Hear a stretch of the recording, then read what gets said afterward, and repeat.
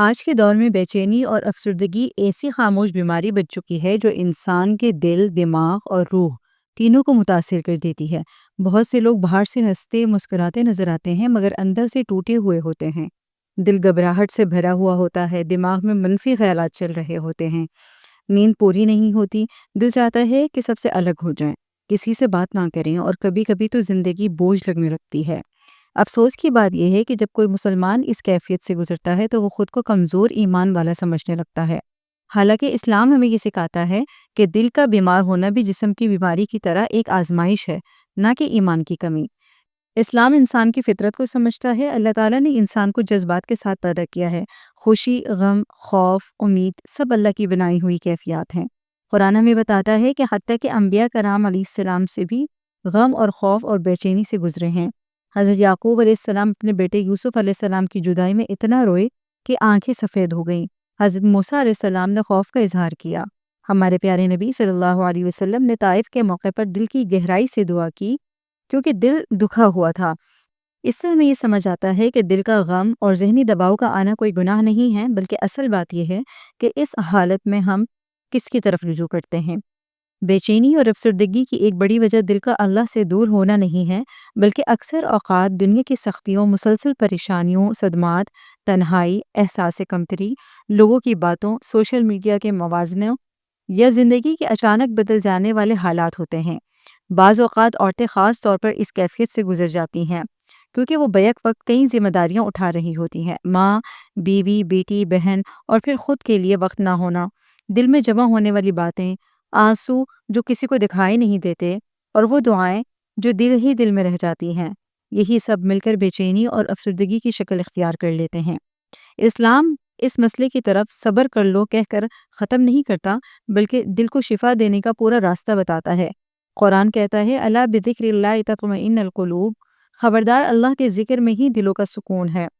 یہ آیت ہمیں یہ نہیں کہتی کہ ذکر سے مسئلے ختم ہو جائیں گے، بلکہ یہ آیت ہمیں کہتی ہے کہ ذکر سے دل کو سکون ملے گا، اور سکون والا دل مسائل کا مقابلہ کر سکتا ہے۔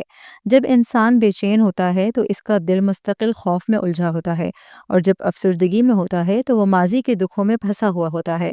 اسلام ہمیں حال میں جینا سکھاتا ہے، کیونکہ حال وہ لمحہ ہے جس میں اللہ ہمارے ساتھ ہوتا ہے۔ نبی کریم صلی اللہ علیہ وسلم نے ہمیں ایسی دعائیں سکھائیں جو خاص طور پر غم، فکر اور بے چینی کے لیے ہیں۔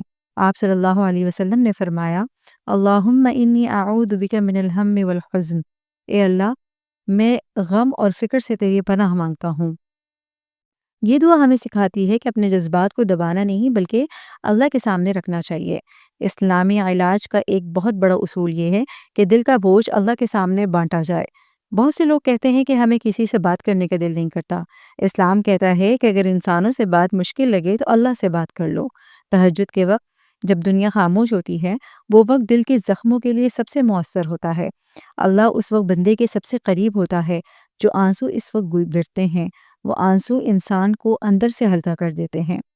ایک اور بڑی وجہ بے چینی کی یہ ہے کہ ہم ہر چیز کو اپنے کنٹرول میں رکھنا چاہتے ہیں۔ اسلام ہمیں توکل سکھاتا ہے۔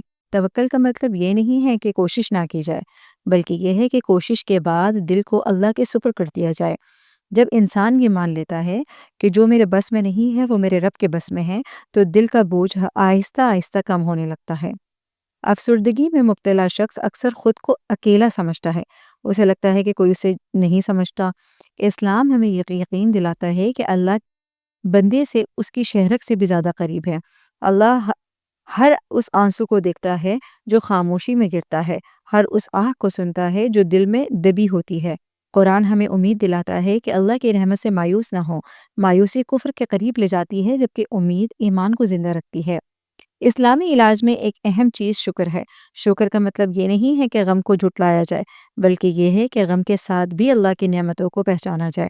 جب انسان روزانہ چند لمحے یہ سوچے کہ میرے پاس کیا کچھ ہے، تو دل آہستہ آہستہ ہلکا ہونے لگتا ہے۔ شکر دل کی آنکھیں کھول دیتا ہے، جبکہ شکایت دل کو اندھا کر دیتی ہے۔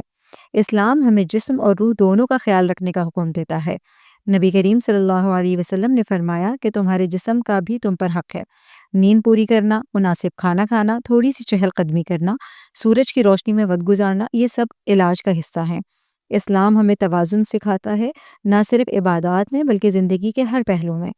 ایک اہم بات یہ سمجھنا ہے کہ اگر کسی کو شدید ڈپریشن یا انزائٹی ہو تو علاج کروانا ایمان کے خلاف نہیں ہے، بلکہ بخار ہو تو دوا لے لی جاتی ہے۔ ویسے ہی ذہنی بیماری میں ماہر ڈاکٹر یا کونسلر سے مدد لینا بھی سنت کے خلاف نہیں ہے۔ نبی کریم صلی اللہ علیہ وسلم نے علاج کروانے کی ترغیب دی ہے۔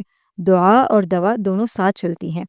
آخر میں اسلام ہمیں یہ یقین دلاتا ہے کہ ہر آزمائش کے ساتھ آسانی ہے۔ کوئی بھی رات ہمیشہ کی نہیں ہوتی، دل کا اندھیرا بھی ایک دن روشنی میں بدلتا ہے۔ اللہ کبھی اپنے بندے کو اکیلا نہیں چھوڑتا، چاہے بندے کو ایسا محسوس ہی کیوں نہ ہو۔ جو دل آج ٹوٹا ہوا ہے وہی دل کل اللہ کے قریب ہو سکتا ہے۔ اگر آپ آج بے چین ہیں، افسردہ ہیں، تھکے ہوئے ہیں تو یہ ویڈیو آپ کے لیے اللہ کی طرف سے ایک یاد دہانی ہے کہ آپ کمزور نہیں ہیں، آپ آزمائش میں ہیں، اور آزمائش کے بعد اللہ کی رحمت ضرور آتی ہے۔ بس ایک قدم اللہ کی طرف بڑھا لیں، وہ 2 قدم آپ کی طرف آ جائے گا۔ میرا نام سعدیہ ہے۔ میری یہ ویڈیو اگر آپ کو پسند آ گئی ہو تو اس کو لائک کیجئے گا، شیئر کیجئے گا اور میرے چینل کو ضرور سبسکرائب کیجئے گا۔ مجھے دعا میں یاد رکھیے گا۔ انشاءاللہ ملتے ہیں اگلی ویڈیو۔